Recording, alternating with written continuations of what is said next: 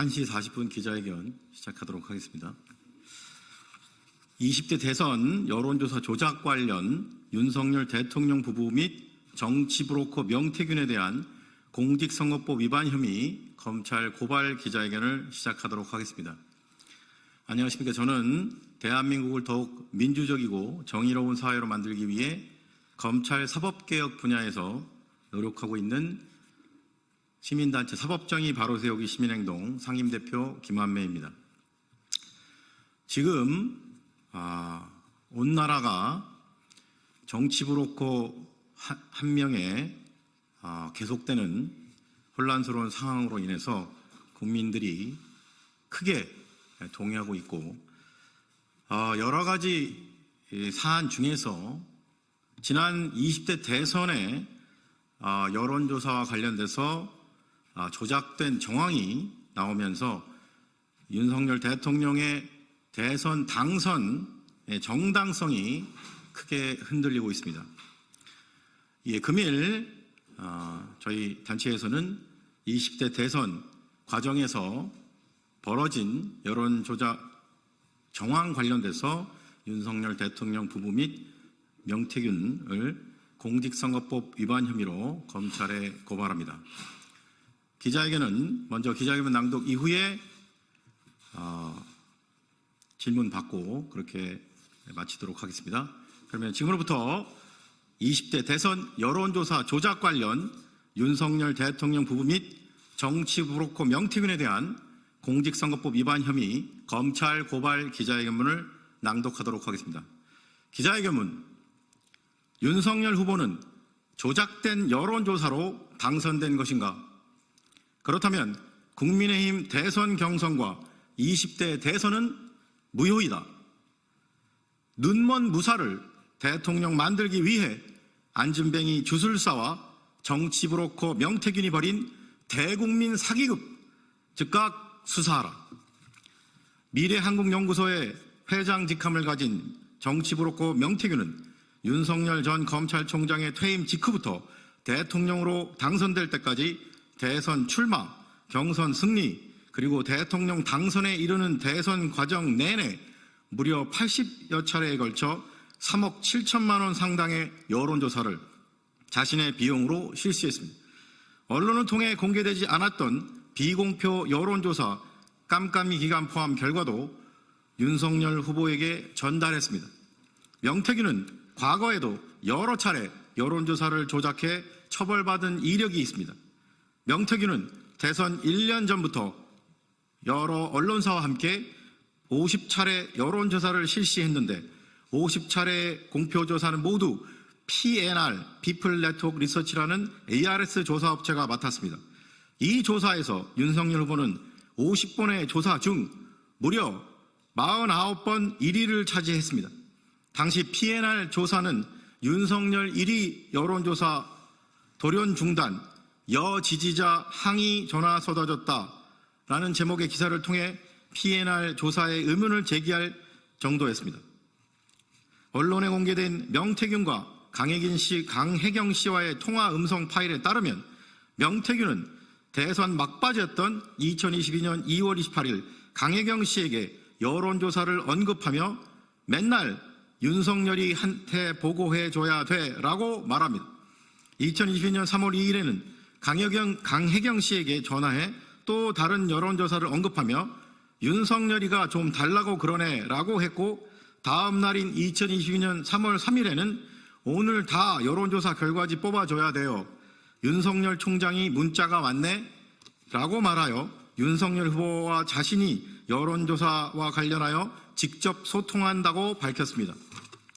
영부인 김건희와 관련하여 명태균은 김건희 여사와 주고받은 카카오톡 문자가 2,000장 정도 되는데 진짜 최고 중요한 것만 까도 200장 넘을 것이라고 2024년 10월 16일 CBS 라디오 김현정의 뉴스쇼에서 밝혔습니다.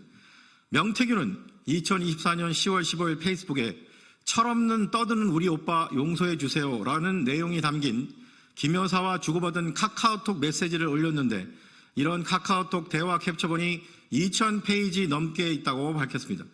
또한 명태균은 김 여사가 왜 그랬는지 설명하면 또 뒤집어질 것, 진짜 충격받을 것이라며 김 여사가 모든 문제를 해결해줬다고 덧붙였습니다. 2024년 10월 20일 대검찰청에 대한 국회 법사위 국정감사에 증인으로 출석한 강혜경 씨는 2024년 5월 23일 김영선 전 의원과의 통화에서 대통령 선거할 때 우리가 자체 조사를 엄청 많이 했다며 김 여사한테 명태규 본부장이 돈을 받아오겠다고 저한테 여론조사 비용 청구서를 만들라고 했다고 증언했습니다. 강혜경 씨는 당시 들어간 여론조사 비용이 총 3억 7,500만 원 정도라고 밝히면서 명태균이 당시 윤 대통령 내외를 만나기 위해 탑승한 서울행 비행기표도 일부 공개했습니다. 또 명태균이 이렇게 일을 했다라는 얘기를 수시로 저한테 해왔고 김 여사와의 통화 내용을 스피커폰으로 평소에 많이 들려줬기 때문에 김 전 의원 공천과 관련해 김 여사가 힘을 작용한 것으로 알고 있다고 말했습니다. 강혜경 씨는 김건희 여사와 명태균이 무속으로 공감대가 형성됐다는 취지의 증언도 했습니다. 강혜경 씨는 명 씨가 김 여사에게 윤석열 대통령은 장님이지만 칼을 잘 휘두르는 무사, 김 여사는 밖으로 나가면 안 되는 주술사라며 김 여사는 예지 능력이라든지 주술 능력은 있지만 밖으로 나가면 안 되고 장님 어깨에 올라타서 주술을 부리는 의미로 얘기한 것으로 안다고 국회에서 증언했습니다.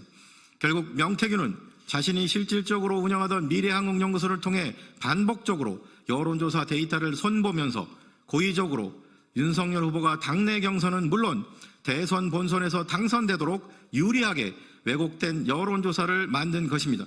이에 다음의 혐의로 피고발인 윤석열, 김건희, 명태균을 검찰에 고발합니다. 1. 공직선거법 위반, 허위 논평 보도 등 금지의 점. 제96조 허위 논평 및 보도 등 금지. 1. 누구든지 선거에 관하여 여론조사를 왜곡하여 공표 또는 보도할 수 없다. 제96조 제1항을 위반한 자는 5년 이하의 징역 또는 300만 원 이상 2천만 원 이하의 벌금에 처한다. 위 고발 사실에서 자세히 살펴본 바와 같이 피고발인 윤석열, 김건희, 명태균은 공모하여 대통령 선거를 앞두고 국민의힘 대선 후보 경선 및 대선 본선에서 당선될 목적으로 피고발인 윤석열에게 유리하도록 왜곡된 여론조사 결과를 선거인인 국민에게 공표한 혐의가 있습니다. 특히 피고발인 명태균은 피고발인 윤석열이 당선되게 할 목적으로 유리한 여론조사 결과를 얻기 위해 데이터를 이미 인위적으로 조작한 혐의가 있습니다. 피고발인 윤석열과 김건희는 이러한 명태균의 조작 행위를 묵인 방조했습니다. 이에 위처럼 피고발인들을 고발하오니 법 앞에 평등이라는 헌법 규정이 국민의 한 사람인 대통령, 영부인 등에게는 달리 적용되어 형사사법 시스템에 대한 국민의 신뢰를 더욱 붕괴시키는 일이 없도록 피고발인들의 혐의에 대해 철저히 수사하고 엄중히 처벌하여 주기를 사법정의를 바라는 수많은 국민을 대신하여 강력히 촉구하는 바입니다. 2024년 10월 23일 사법정의 바로 세우기 시민행동. 이상으로 기자회견 낭독을 마치고 한 가지 언론에게 꼭 말씀드리고 싶은 사항이 있는데 공직선거법의 공소시효는 통상 6개월입니다. 2022년 3월 9일 행해진 제20대 대선과 관련된 공직선거법의 공소시효는 6개월 후에 종료되었습니다. 하지만 잘 아시다시피 대통령은 임기 시작과 함께 취임과 함께 공소시효가 정지합니다. 따라서 이 사건 공직선거법의 공소시효 역시 대통령에 대하여는 공소시효가 정지된 상태입니다. 또한 대통령의 선거범죄 관련 공범 또한 공소시효가 정지됐다고 보아야 합니다. 따라서 이 사건의 공소시효는 지금 현재 살아있으며 퇴임 이후에 대통령 재임 기간 이후에 얼마든지 수사하고 기소할 수 있습니다. 수사는 대통령 현직 시절에도 가능합니다. 따라서 이 사건에 대해서 박근혜 전 대통령이 퇴임 이후에 자신의 퇴임 이후에 공직선거법 2016년 총선에 개입했다고 하여 새누리당 공천에 개입했다고 해서 2018년에 기소돼서 징역 2년형을 받은 그 사건의 수사와 기소를 했던 장본인은 다름 아닌 현 윤석열 대통령입니다. 윤석열 대통령도 역시 본인이 박근혜 전 대통령을 수사하고 기소했던 것과 마찬가지의 똑같은 법 앞에 평등으로 똑같이 공직선거법 위반 혐의가 있다면 수사받고 기소되어야 마땅한 것이 그것이 헌법 정신이라는 것을 다시 한번 강조드립니다. 그러면 이상으로 20대 대선 여론조사 조작 관련 윤석열 대통령 부부 및 정치 브로커 명태균에 대한 공직선거법 위반 혐의 고발 기자회견을 마치도록 하겠습니다. 함께해 주신 여러분 감사합니다. 고맙습니다.